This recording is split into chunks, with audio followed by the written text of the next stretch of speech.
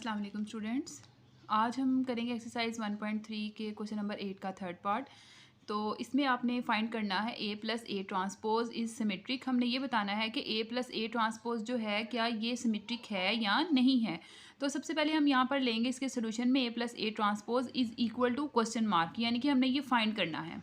ठीक है, इसमें हम सबसे पहले ए मैट्रिक्स जो है और प्लस ए का ट्रांसपोज लेंगे। ए मैट्रिक्स जो है उसके एलिमेंट्स देख लें आप, वो आपके पास क्या है।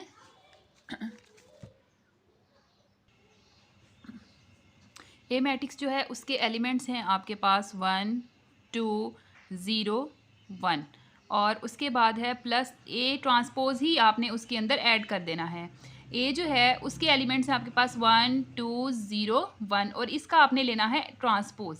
इसका ट्रांसपोज लेके आप उसको उसके अंदर ऐड करेंगे। वो इस तरह से देखें, आपके पास है 1 2 0 1 और प्लस करेंगे आप इसका ट्रांसपोज ले लेंगे इस मैट्रिक्स का। इसकी रो जो है वो आपकी चेंज हो जाएगी कॉलम के अंदर। वो किस इस तरह से कि ये लिखेंगे हम 1 2 और 0 और 1, ये आपका हो जाएगा ट्रांसपोज। अब इन दोनों मैट्रिसेस को आपने ऐड करना है वो इस तरह से कि कॉरस्पॉन्डिंग एलिमेंट्स जो है वो एक दूसरे के अंदर ऐड करेंगे। 1 + 1 आ जाएगा और 2 + 0 हो जाएगा, 2 + 0 और 0 + 2 हो जाएगा और 1 + 1 आ जाएगा। इनको ऐड करें तो देखते हैं हमारे पास कौन से मैट्रिसेस आते हैं। ये आ जाएगा 1 + 1 2 हो जाएगा आपके पास, 2 + 0 2 और 2 + 0 2 1 + 1 2 हो जाएगा। अच्छा, इसमें स्टूडेंट्स उन्होंने कहा था कि आपने फाइंड करना है कि ये सिमेट्रिक है या नहीं। तो सिमेट्रिक को प्रूव करने के लिए हम देखते हैं, सिमेट्रिक की डेफिनेशन आपने पहले पढ़ी हुई है। उसके अंदर बताया जाता है कि ए ट्रांसपोज जो है वो इक्वल टू ए होना चाहिए। ए का अगर आपके पास अगर एक मैट्रिक्स ए है उसका आपने ट्रांसपोज लिया है तो ट्रांसपोज लेने से जो मैट्रिक्स आएगा वो इक्वल टू ए ही होना चाहिए, यानी कि दोनों का आंसर इक्वल आना चाहिए। वो इस तरह से देखें, सिमेट्री के लिए क्या कंडीशन है। ट्रांसपोज जो वो आपके पास आ गया है 2 2 और 2 और 2, इस मैट्रिक्स के जो एलिमेंट्स हैं वो ये हैं। अच्छा, सिमेट्रिक के लिए आप ये देखें कि उसकी कंडीशन ये होती है आपके पास कि हमने सिमेट्री की डेफिनेशन में पढ़ा था कि ए का ट्रांसपोज लें तो वो हमारे पास इक्वल टू ए ही आना चाहिए। अब हमारे पास ए, अब देखें इसको यहाँ से समझना ज़रूरी है कि ए प्लस ए ट्रांसपोज है, ये हमारे पास ए है, ये हमारे पास ए है। इसका अगर हम होल ट्रांसपोज ले लें तो वो किसके इक्वल आना चाहिए, ए प्लस ए ट्रांसपोज की। डेफिनेशन इसकी कंडीशन ये बताई गई है डेफिनेशन में कि ए ट्रांसपोज जो है वो इक्वल टू ए होना चाहिए। तो इसी तरह ए ट्रांसपोज इक्वल टू है ए के और इसी तरह से ए प्लस ए ट्रांसपोज इसका whole transpose is equal to होना चाहिए ए के।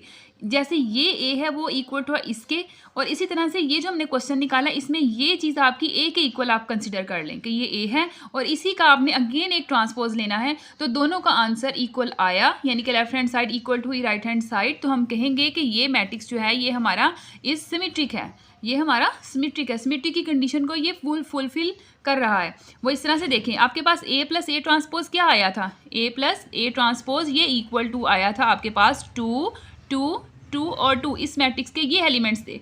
अब आप इसका अगेन एक ट्रांसपोज ले लें, अगेन ट्रांसपोज, तो वो आपके पास 2 2 2 2, अगेन ट्रांसपोज लिया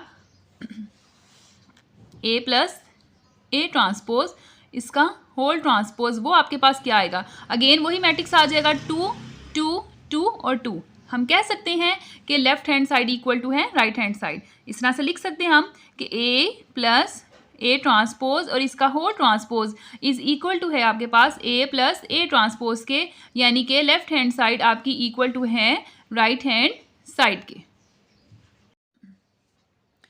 स्टूडेंट्स, अब क्वेश्चन नंबर 8 का हमने थर्ड पार्ट किया था, उसमें भी आपने यही फाइंड करना था कि क्या ये सिमेट्रिक है कि नहीं है। तो उसके बाद आपका जो 4 पार्ट है वो थोड़ा चेंज है, तो अब उससे रेलेवेंट पार्ट 5 है, वी पार्ट। तो मैं सबसे पहले वो करूँगी। तो B plus B transpose is symmetric, इसमें भी हमने वैसे ही फाइंड करना है कि इसके सोल्यूशन में आप सबसे पहले देखें आप क्या लिखेंगे, बी प्लस बी ट्रांसपोज, ये आपने फाइंड करना है।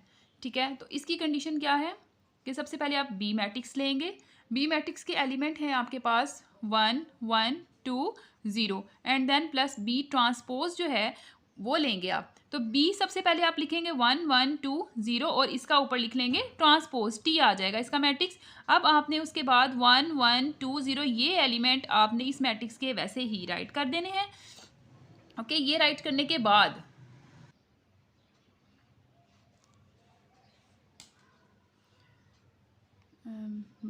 प्लस बी ट्रांसपोज आपके पास आ जाएगा। ट्रांसपोज में आप क्या करेंगे, इसकी रो है फर्स्ट 1 1, इसको कॉलम में चेंज कर देंगे 1 और 1। इसकी सेकंड रो है 2 प्लस 2 और 0, तो आप इसको चेंज कर देंगे कॉलम में 2 और 0, इसमें आ जाएगा। तो देन आपका ये प्रोसेस कंप्लीट हुआ। ये आ जाएगा आपके पास 1 प्लस 1 और 1 प्लस 2, 2 प्लस 1 आ जाएगा आपके पास और 0 प्लस 0 आ जाएगा। इन दोनों आपने इनके जो करस्पॉन्डिंग एलिमेंट्स हैं इनको ऐड करना है। 1 और 1 आपके पास क्या आ जाएगा, 1 और 1 इनको प्लस करेंगे तो ये आ जाएगा आपके पास 1 और 1 2, 2 और 1 3, 2 और 1 3, 0 और 0। ओके, ये आपके पास आ गया B plus B transpose.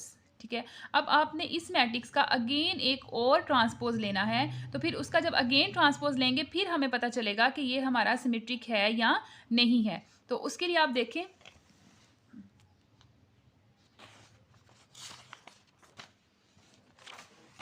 To three three zero इसके मैट्रिक्स हैं। आप इस मैट्रिक्स के जो एलिमेंट हैं वो हैं आपके पास 2 3 3 0।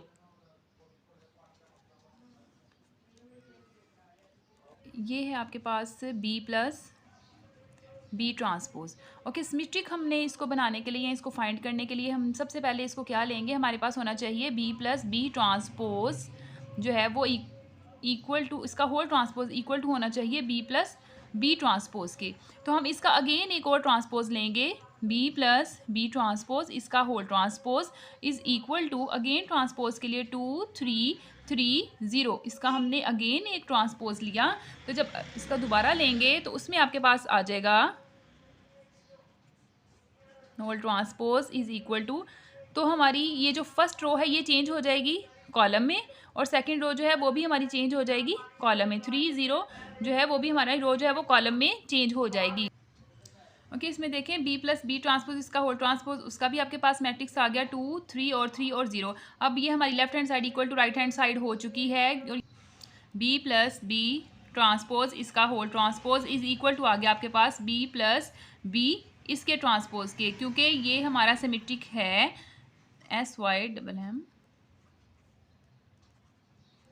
लेफ्ट हैंड साइड हमारी इक्वल टू हो चुकी है राइट हैंड साइड के।